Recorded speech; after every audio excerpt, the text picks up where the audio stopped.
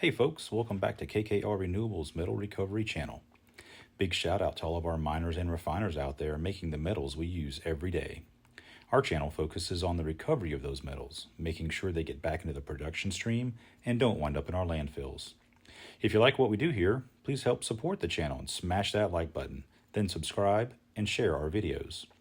In today's video, we'll be mechanically recovering the gold from 30 Agilent Gold Corner BGA chips. This is part 1.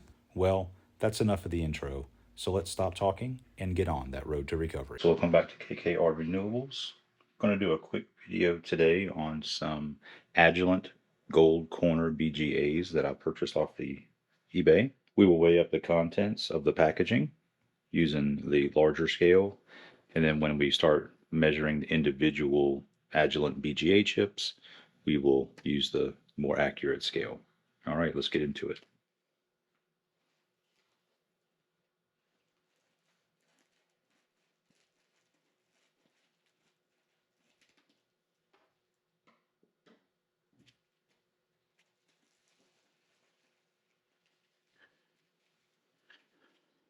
All right, first thing we notice is all the solder balls and whatnot are still on the BGAs, so they've been taken off circuit boards.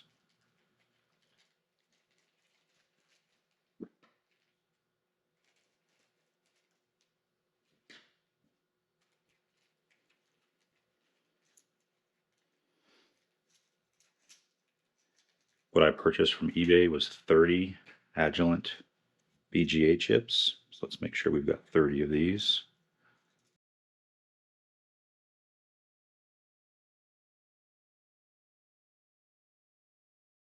We've got 30, and they are all the same kind of chip.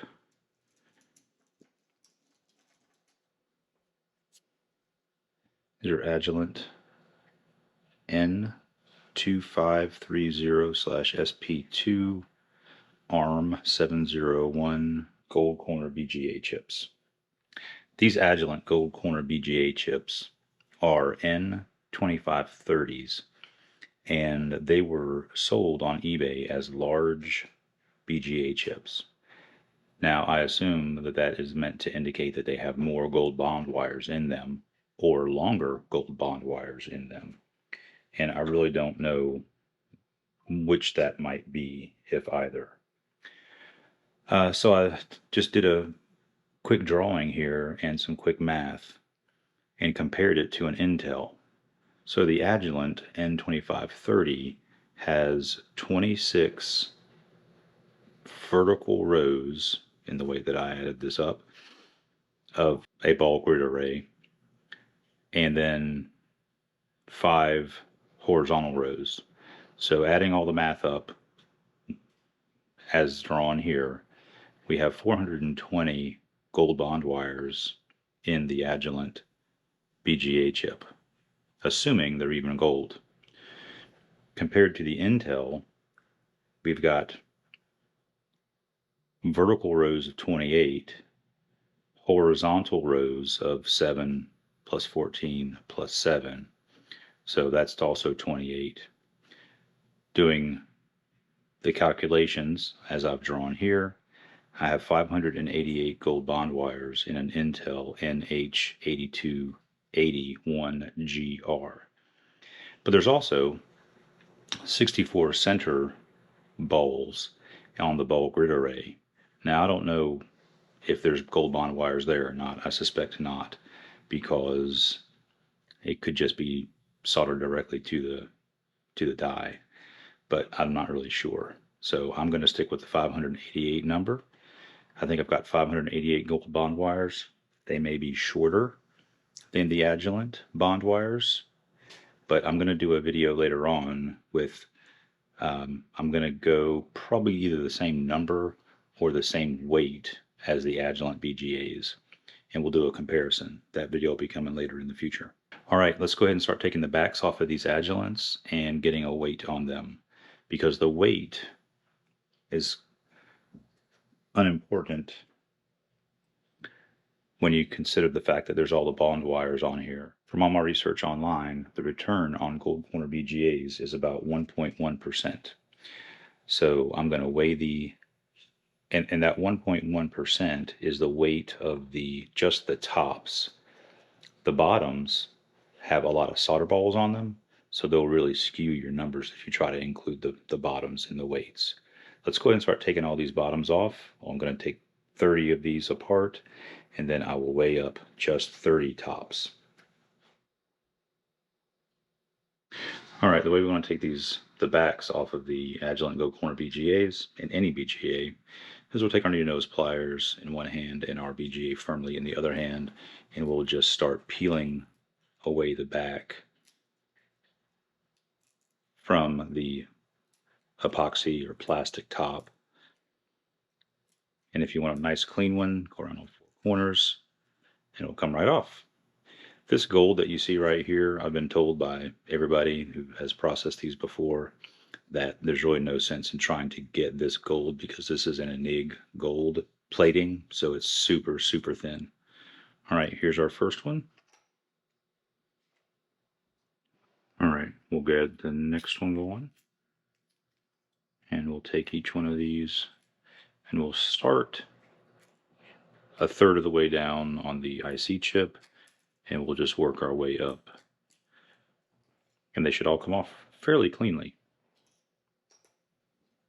Do another one.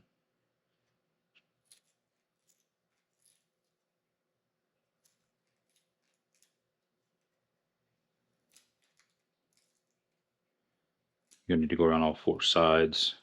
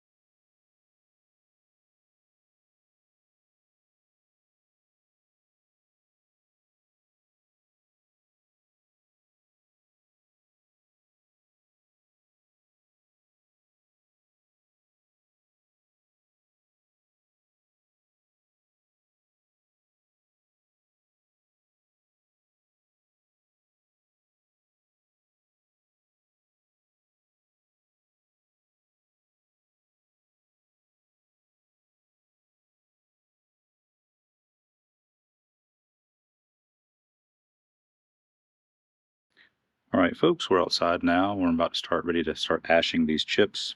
As you can see, we have a stainless steel pot that I've used before. It's a saucepan, I guess, with a stainless steel lid and a weed burner. Works pretty good to burn these chips. Let's go ahead and get started. All right, the chips are in the saucepan now. I've only got 29 in here. I went ahead and just manually ashed one earlier so that I could take it apart and take a look at the gold bond wires as I showed earlier.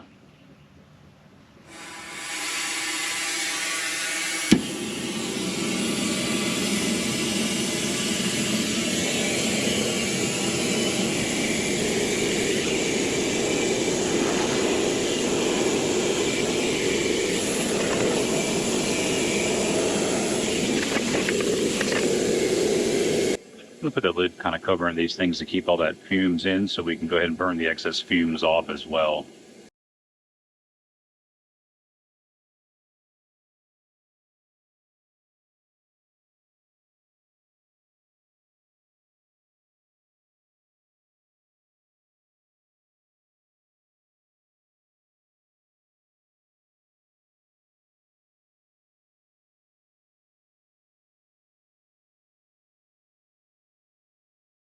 I'm just trying to make sure I get all the carbon burned out of these and turn them to a completely white ash.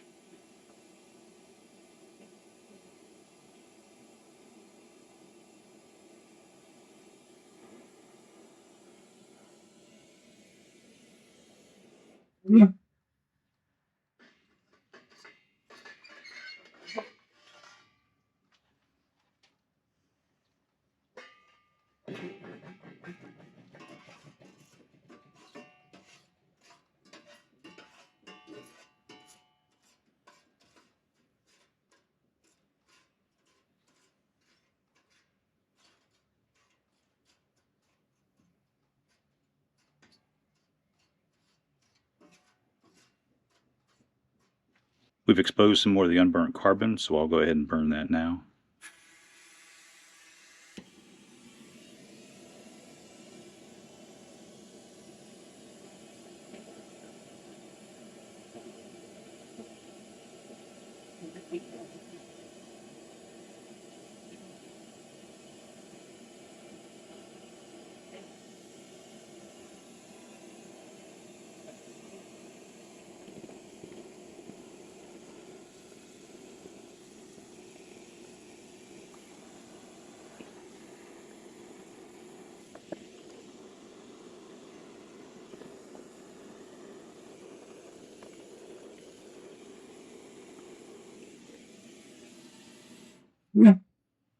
Okay, that looks pretty good to me.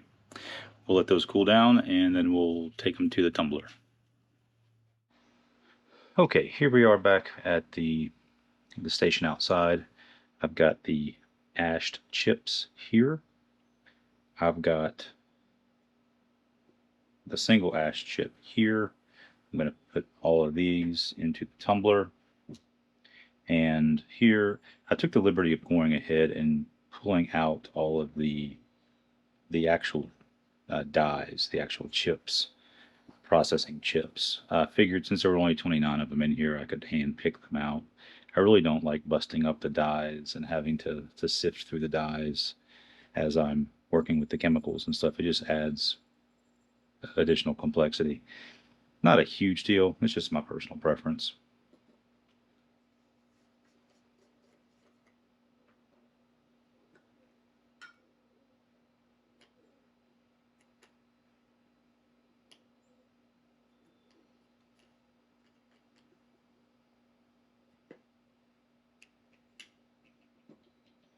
Already got 2 steel balls in here. There's nothing else in there that's empty.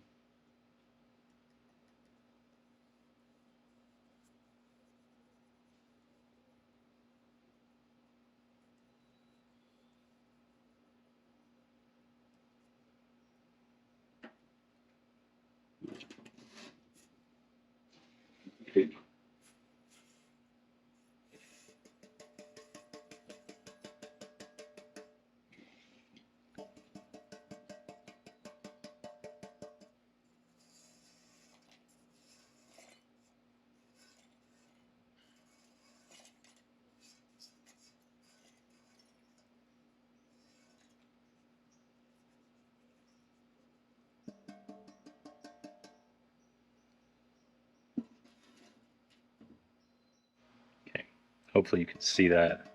There's just a lot of really loose ash that's down here in the bottom.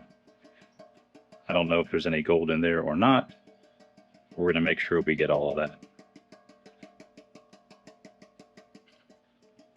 Gold bond wires are heavy, so they should fall to the bottom and fall out into the tumbler container. Just going to use my hand just to make sure.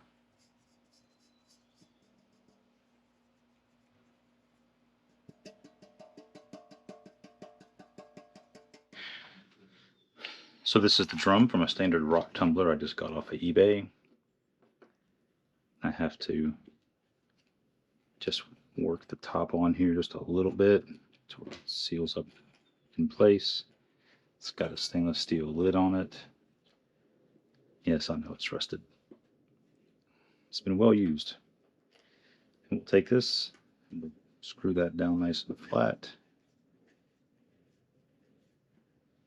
Make sure it's nice and tight all the way around. Okay, we'll put that on. It'll be on for a couple days. All right, there we are. Tumbler is set up and rolling. All right, folks, we are back. It's been several days tumbling in the rock tumbler, and I've got my rock tumbler canister back right here. Let's go ahead and open that up.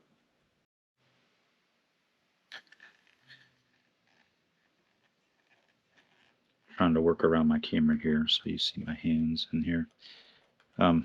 All this part is just working with dusty ground up chips, so you want to be outside, but not really a need for gloves on this for this part.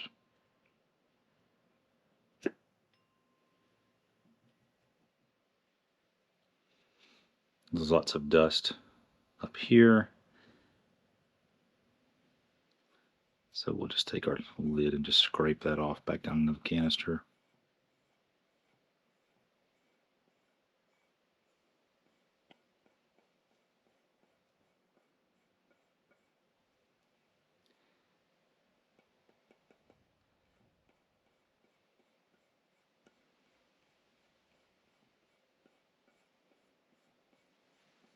Just in case there's any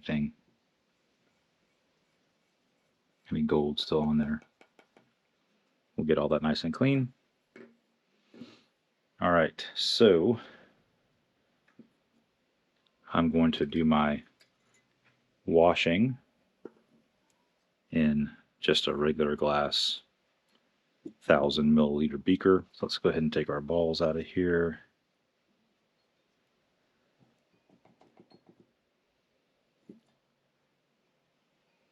Wash them off.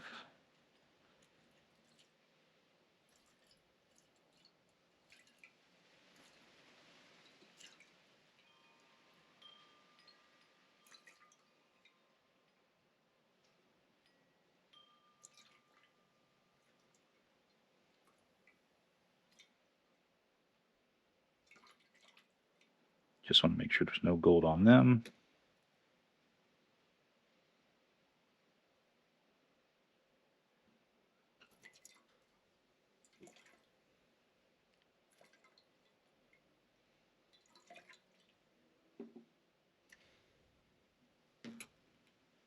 Because I could dry those off, but I live in a pretty arid environment, so I don't need to really worry about rusting. Okay, now we're going to take our powder from our chips. We're just going to pour it right in here as well.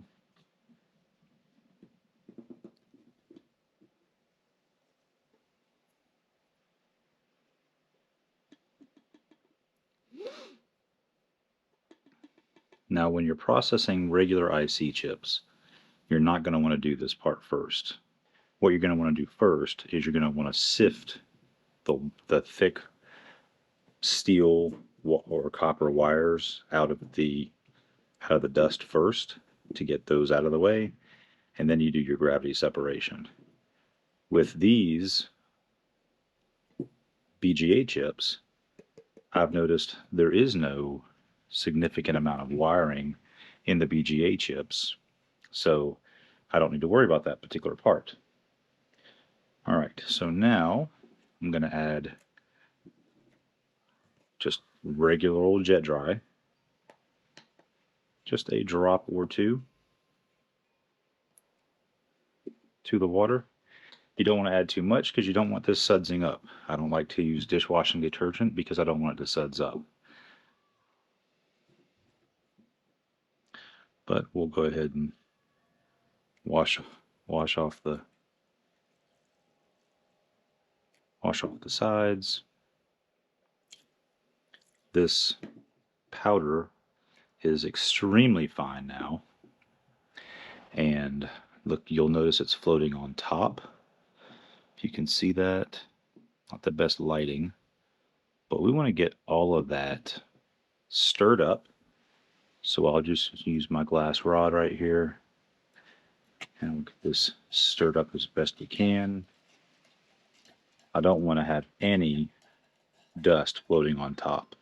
There's gold hiding in that dust, and I don't want to lose any of that gold.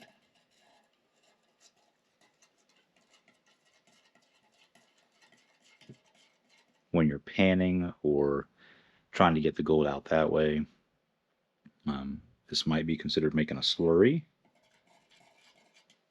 You just want everything inside your mixture to be nice and wet.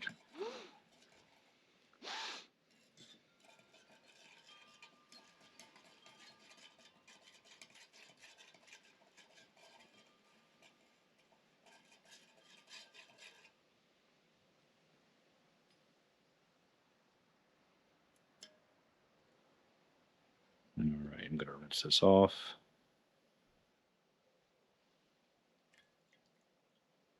And you'll notice that there's an oily film on top.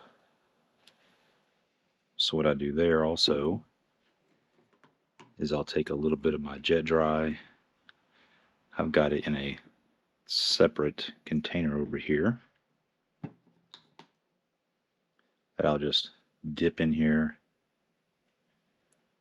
to break that oil up.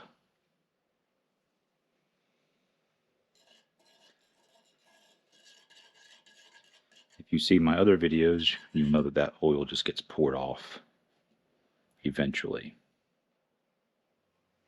Just using regular tap water. No need to spend money on filtered water or distilled water for this step. I'm going to pour off into another beaker. Now we're just going to pour this sludge off into the larger beaker. You can see that oily film pouring right off the top. I'm going to pour about half of the water out. Then I'm going to replace with fresh water.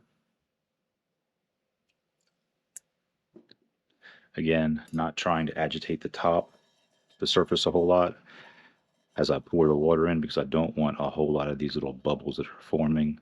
I don't want them to trap gold.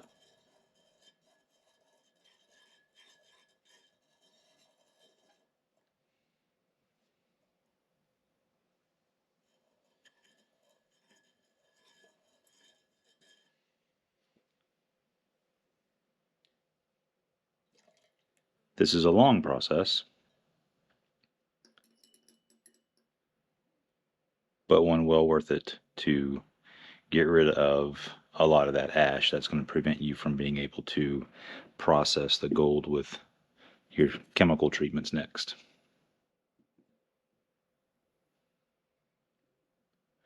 I've heard some YouTubers say you got to wait 30 minutes or so before you pour this off. I've not found that to be the case.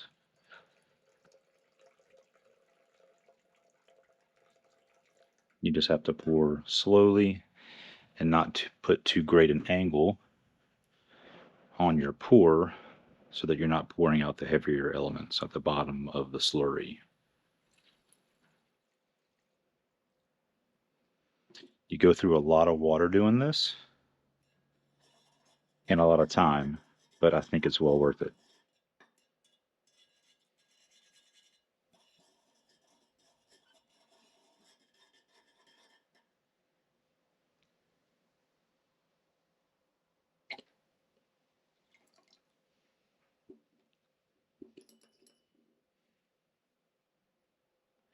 You'll notice each time I apply the jet dry, it just kind of breaks that water tension, spreads that oil all around.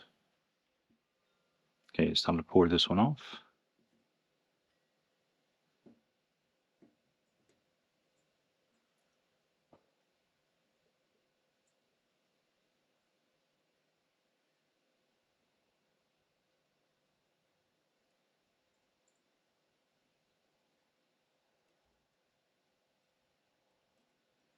You might be wondering, okay, just precisely how many water washes does it take to get all the dust off?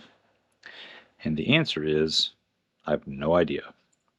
It's different every time I do this, I can tell you that. And I can also tell you that you just, after you've done it once or twice, you just kind of get a feel for how translucent your slurry looks.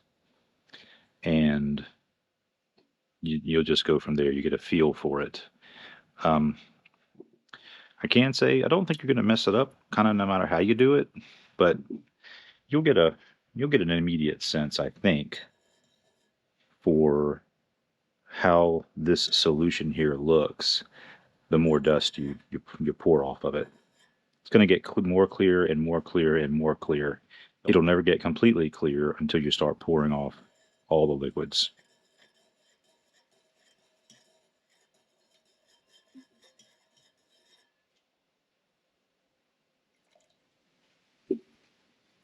But I think I'm going to try to go ahead and just show you the entire process and record the entire process because I'll speed the camera up so you don't have to watch everything, but you can see how this is going to get eventually more and more clear.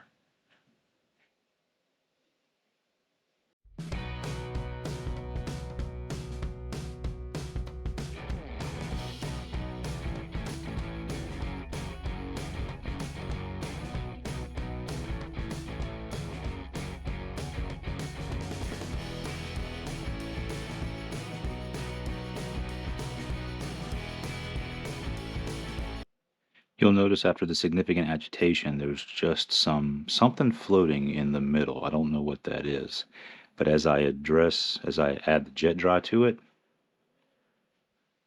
you'll see it just dissipates instantly. If that's any gold floating on the top, it will now sink down to the bottom. And it's heavy, so it sinks fairly quickly.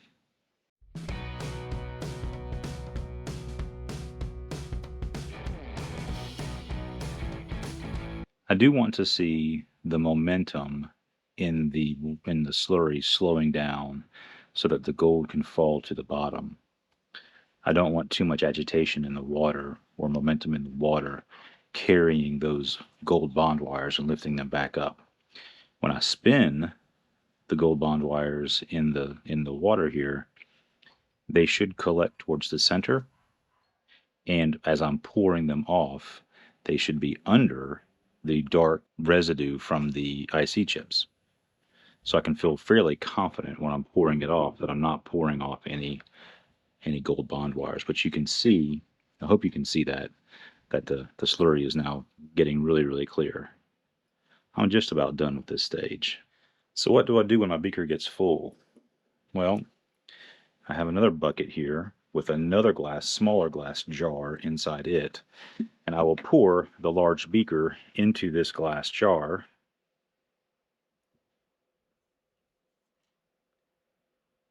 If there's any gold bond wires in the larger beaker, they'll stay in the bottom of the large beaker.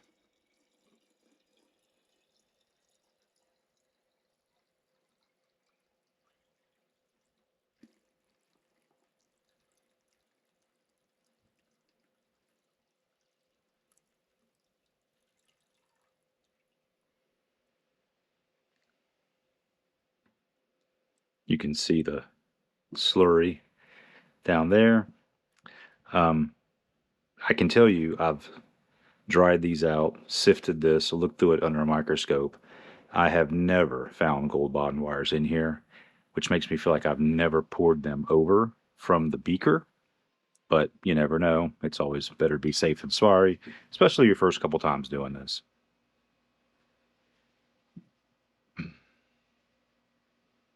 Let's go back here. Now I'm going to really just agitate that silicate dusty mix at the bottom.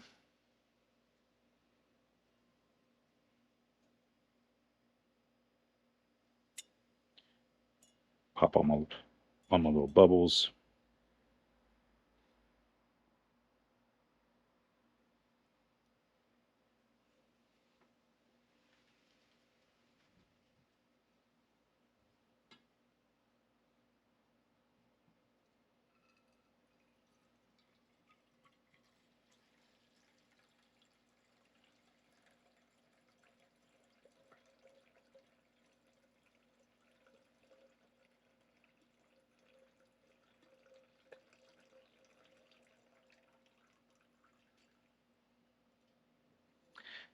Now, I can't recall if I said earlier or not, but I'm not going to sift the large wires out of these IC chips first because they don't exist.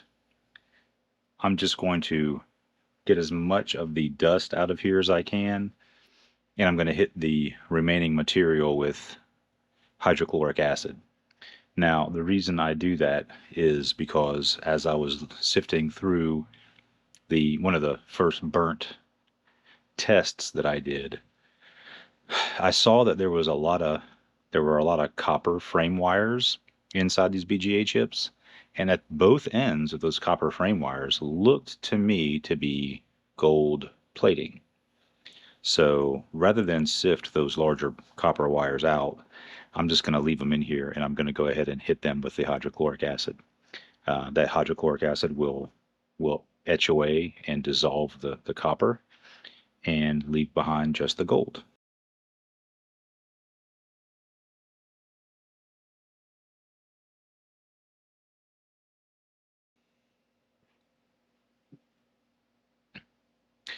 Hopefully you can see that, how clear it is now. We're really done with this process. I might do it one more time. Like I said, I'm just using regular tap water. I do use hot water because, I don't know, hot water cleans stuff better. Probably not necessary.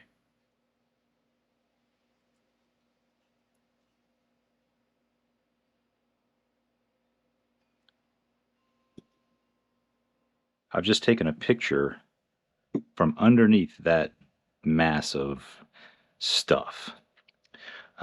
What's underneath there, you'll see. I will go ahead and insert that picture now.